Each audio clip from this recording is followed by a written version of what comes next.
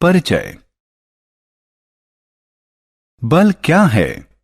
जब हम किसी वस्तु पर बल आरोपित करते हैं तो क्या होता है? जब हम किसी वस्तु को धकेलते, खींचते, उठाते या मारते हैं तो हम उसकी गति में परिवर्तन कर रहे होते हैं। गति में इस परिवर्तन के लिए बल की आवश्यकता होती है।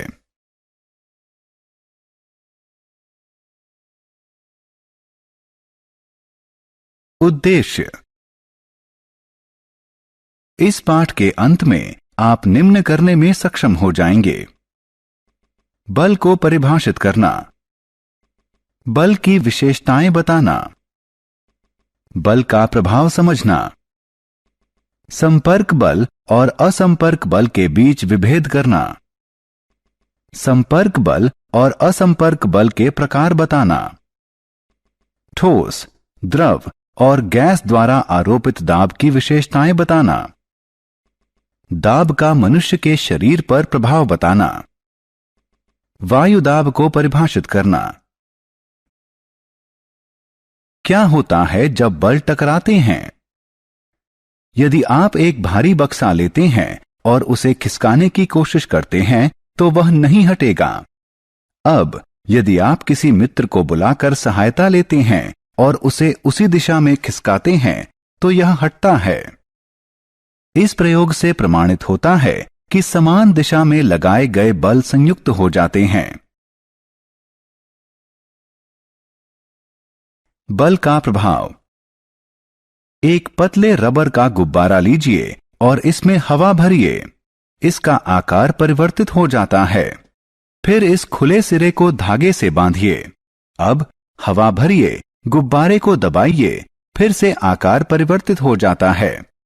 यह बल के प्रभाव के कारण होता है। जब आप फुटबॉल खेलते हैं तो फुटबॉल को मैदान के केंद्र में रखते हैं।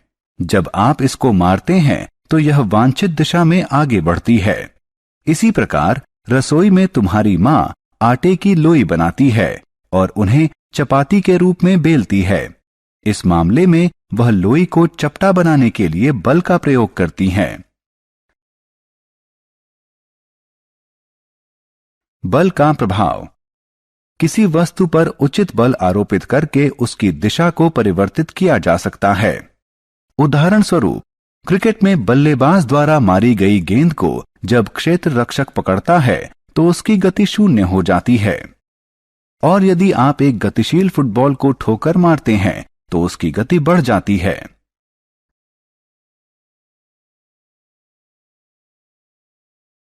बल के प्रकार।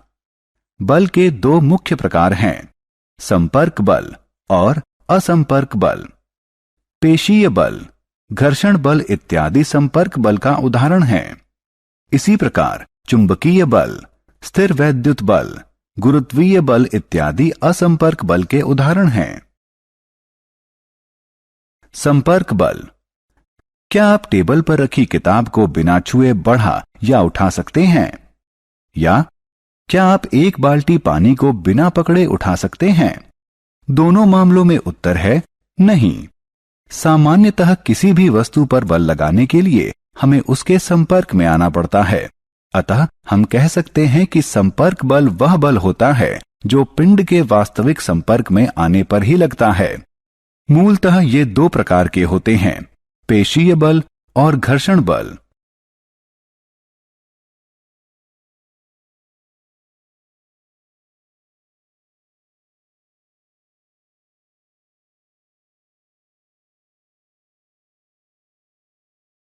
पेशीय बल। जब हम किसी वस्तु जैसे कि बक्से को खिसकाते हैं या बाल्टी को उठाते हैं तो बल हमारे शरीर की पेशियों की गतिविधि द्वारा लगाया जाता है। इस बल को पेशीय बल कहते हैं। ध्यान रखें कि पेशीय बल सदैव या तो सीधे सीधे वस्तु को स्पर्श करके लगाया जाता है या फिर किसी छड़ी या रस्सी के टुकड़े की सहायता से लगाया जाता है। उदाहरण के लिए, फल या सब्जी को चाकू की सहायता से काटना, हथौड़े की सहायता से कील ठोंकना, घोड़े द्वारा गाड़ी को खींचना। घर्षण बल। क्या आप जानते हैं क्यों एक भारी बक्सा खिसकाने पर नहीं हिलता? क्यों एक लुढ़कती हुई गेंद कुछ समय बाद रुक जाती है? जब एक वस्तु किसी दूसरी वस्तु के संपर्क में गति करती है तो उनके बीच एक बल काम करता है जिसे घर्षण बल कहते हैं। ध्यान दें कि घर्षण बल सदैव सभी वस्तुओं पर लगता है और इसकी दिशा गति की दिशा के विपरीत दिशा में होती है। गतिशील वस्तु धीरे धीरे धीमी होती जाती है और घर्षण के कारण अंततः वह रुक जाती है। यह स्पष्ट होता है कि घर्षण बल सदैव किसी पिंड की दूसरे पिंड के संपर्क में होने वाली गति के प्रतिरोध में काम करता है। असंपर्क बल के प्रकार। चुंबकीय बल, गुरुत्वीय बल और स्थिर वैद्युत बल असंपर्क बल के उदाहरण हैं। क्या आप जानते हैं क्यों पत्तियां या फल पेड़ से अलग होने के बाद धरती पर गिरते हैं? यह गुरुत्वीय बल के कारण होता है। वह बल जो पृथ्वी के खिंचाव के कारण लगता है उसे गुरुत्वीय बल कहते हैं। यह असंपर्क बल का एक उदाहरण है। एक उचित दूरी पर रखे गए दो चुंबकीय ध्रुवों के बीच लगने वाले बल को चुंबकीय बल कहते हैं, जिसमें समान ध्रुव एक दूसरे को विकर्षित करते हैं और विपरीत ध्रुव एक दूसरे को आकर्षित करते हैं। एक चुंबक दूसरे चुंबक पर बिना संपर्क में आए बल आरोपित कर सकता है। अतः चुंबक द्वारा आरोपित बल असंपर्क बल का एक उदाहरण है।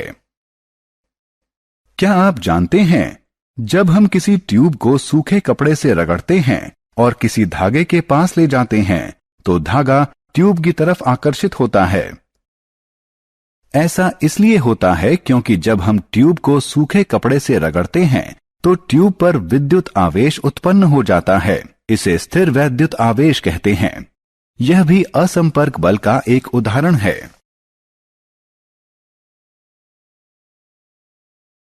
दाब। आइए एक गतिविधि करें। लगभग समान आकार के 5 लकड़ी के डिब्बे लीजिए। उन्हें भारी बनाने के लिए उसमें लोहे के टुकड़े भर दीजिए। इन डिब्बों को लकड़ी के एक टेबल पर अलग अलग रख दीजिए। इन डिब्बों द्वारा टेबल पर आरोपित दाब बल देखिए। आप देखेंगे कि टेबल सामान्य ही रहता है और यह बक्सों के भार के दाब बल से अप्रभावित रहता है। अब इन्हीं डिब्बों को टेबल के बीच में एक के ऊपर एक रखिए। अब इसका प्रभाव देखिए। इस प्रकार रखने पर टेबल डिब्बों के भार से या तो मुड़ जाता है या टूट जाता है। क्या आप अनुमान लगा सकते हैं कि ऐसा क्यों हुआ? यद्यपि दोनों स्थितियों में लगाया गया बल समान था, फिर भी पहली स्थिति में इसका प्रभाव अल्प था और दूसरी स्थिति में टेबल मुड़ गई। इस गतिविधि से प्रमाणित होता है कि बल और इसका प्रभावी क्षेत्रफल दोनों महत्वपूर्ण हैं। जिस क्षेत्रफल पर बल आरोपित किया जाता है वह जितना छोटा होगा इसका प्रभाव उतना ज्यादा होगा और इस अवधारणा को दाब कहते हैं। हम कह सकते हैं कि दाब बल से संबंधित है।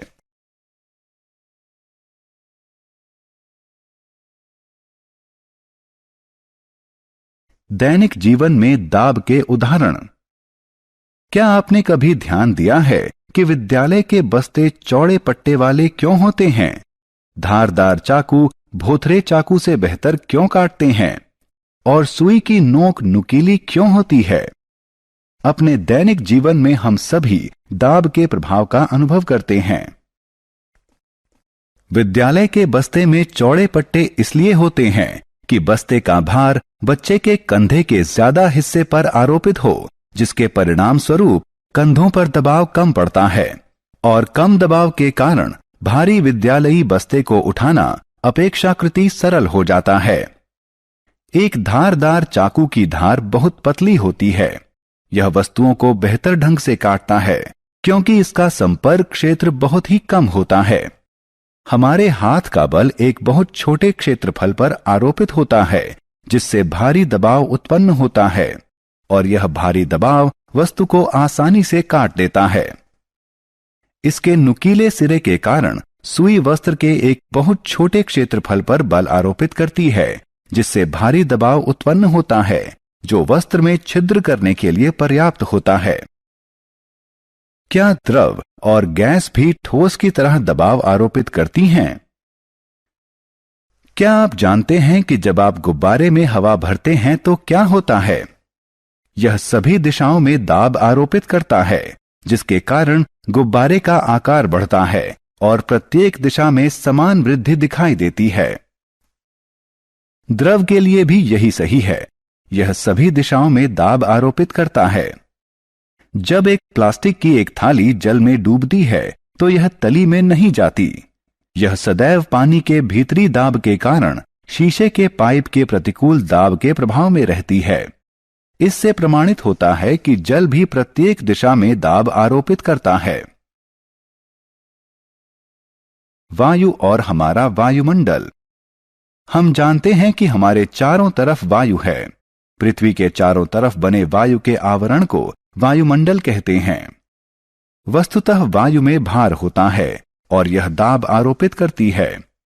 पृथ्वी की सतह पर वायु द्वारा आरोपित दाब को वायुमंडलीय दाब कहते हैं। ध्यान दें कि हम जितना ऊपर जाते हैं वायुमंडलीय दाब उतना ही कम होता जाता है। औसतन हमारे सिर पर 1 किलोग्राम प्रति वर्ग सेंटीमीटर वायु भार आरोपित होता है।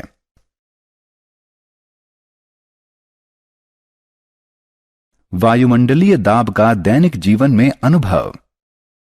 अपने दिन प्रतिदिन के जीवन में हम वायुमंडलीय दाब के कई अनुभव करते हैं।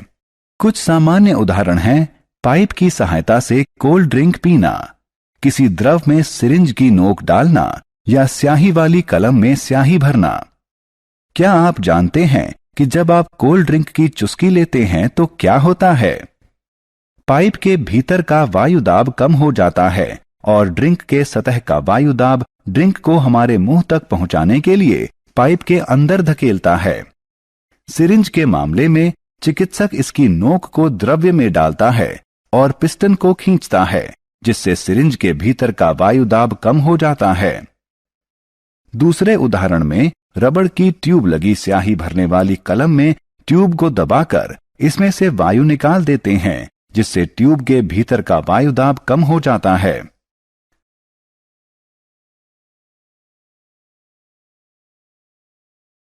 सारांश। आइए हमने जो कुछ सीखा है उसे संक्षेप में दोहराएं। बल एक खिंचाव या धक्का है जिससे पिंड की गति में परिवर्तन होता है।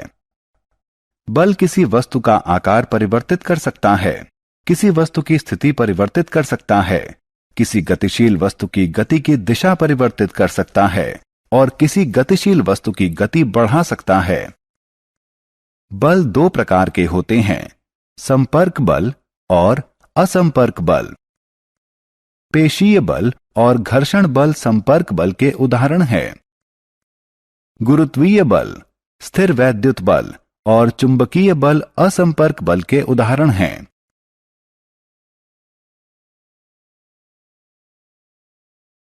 बल प्रति इकाई क्षेत्रफल को दाब कहते हैं।